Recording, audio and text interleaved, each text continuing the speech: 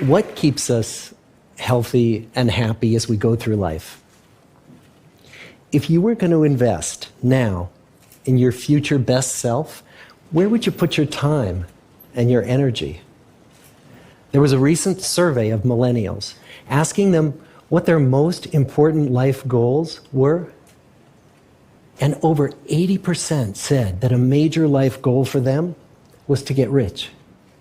And another 50% of those same young adults said that another major life goal was to become famous.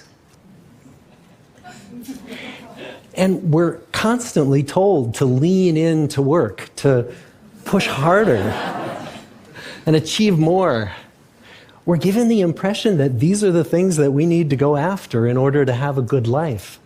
Pictures of entire lives, of the choices that people make and how those choices work out for them, those pictures are almost impossible to get. Most of what we know about human life, we know from asking people to remember the past. And as we know, hindsight is anything but 20/20. We forget vast amounts of what happens to us in life, and sometimes memory is downright creative.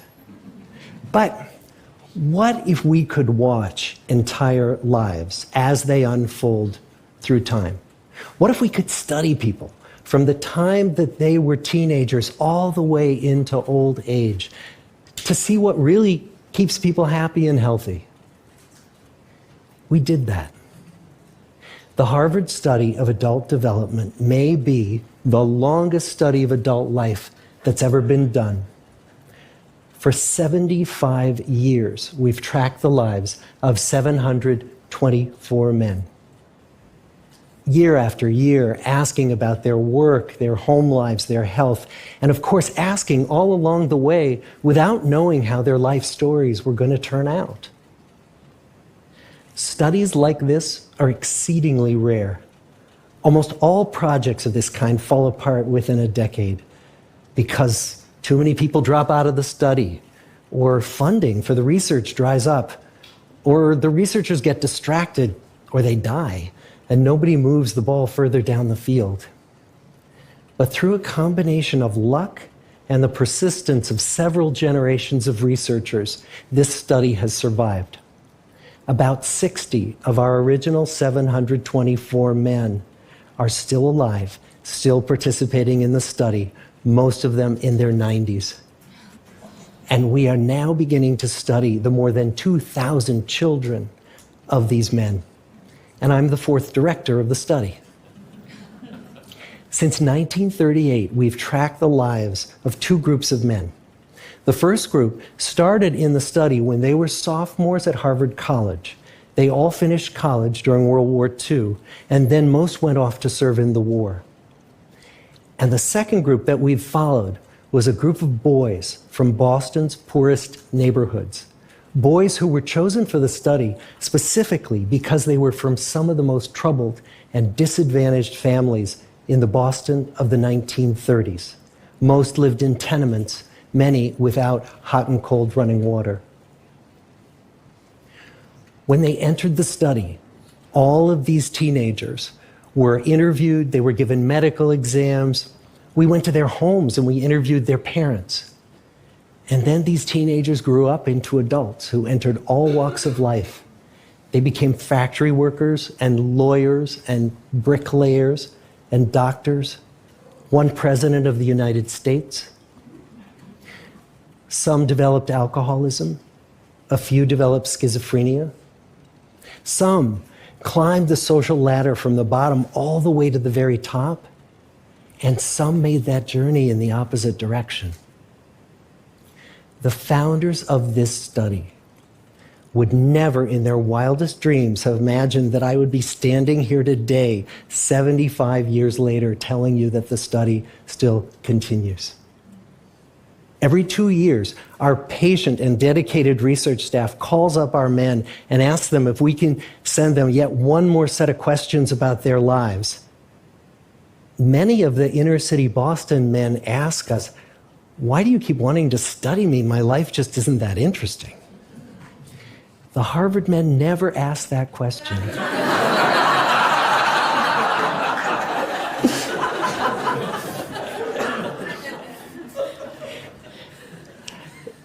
get the clearest picture of these lives, we don't just send them questionnaires. We interview them in their living rooms. We get their medical records from their doctors. We draw their blood. We scan their brains. We talk to their children. We videotape them talking with their wives about their deepest concerns. And when about a decade ago we finally asked the wives if they would join us as members of the study, many of the women said, it's about time. So what have we learned?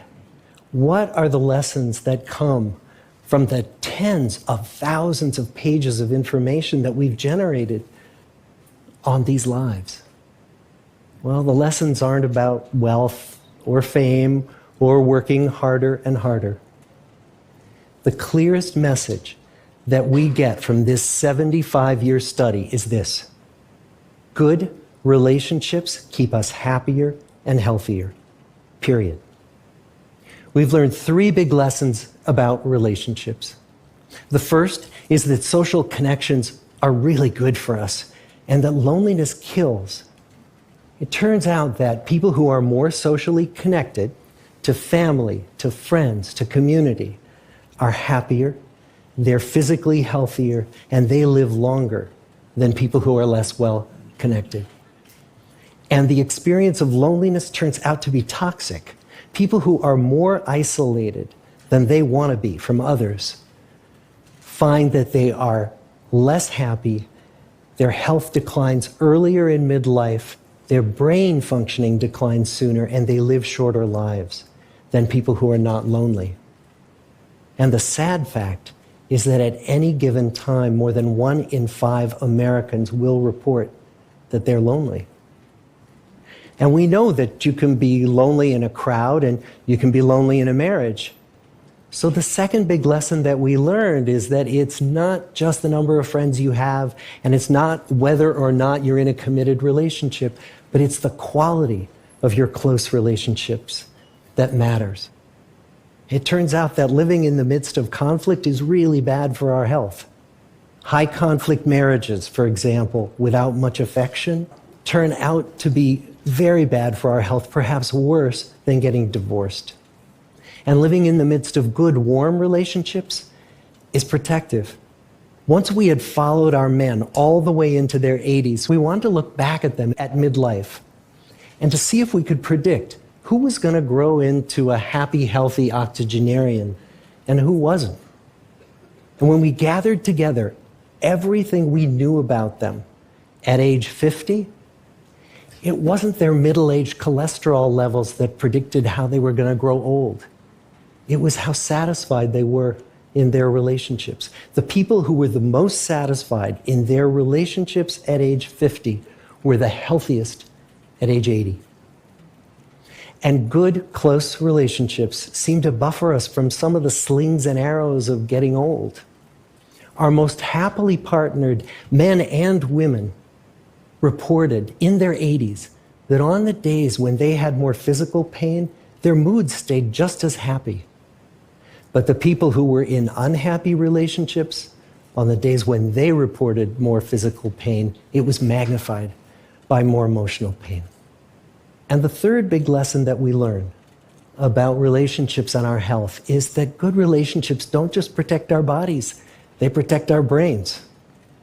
It turns out that being in a securely attached relationship to another person in your 80s is protective. That the people who are in relationships where they really feel they can count on the other person in times of need, those people's memories stay sharper longer.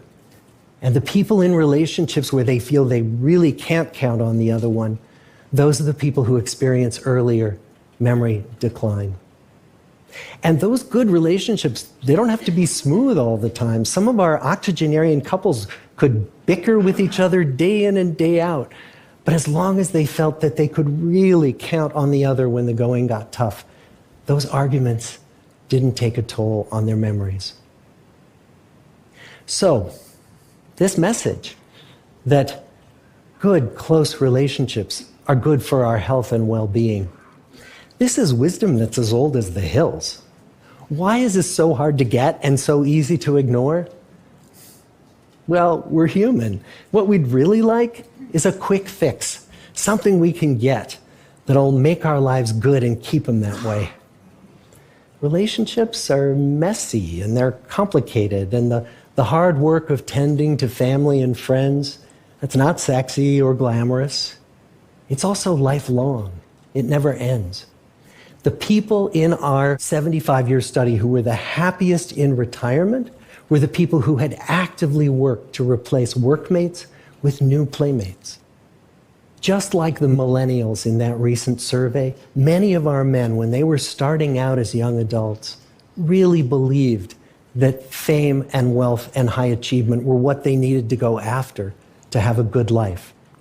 But over and over these 75 years, our study has shown that the people who fared the best were the people who leaned into relationships with family, with friends, with community. So what about you? Let's say you're 25, or you're 40, or you're 60. What might leaning into relationships even look like?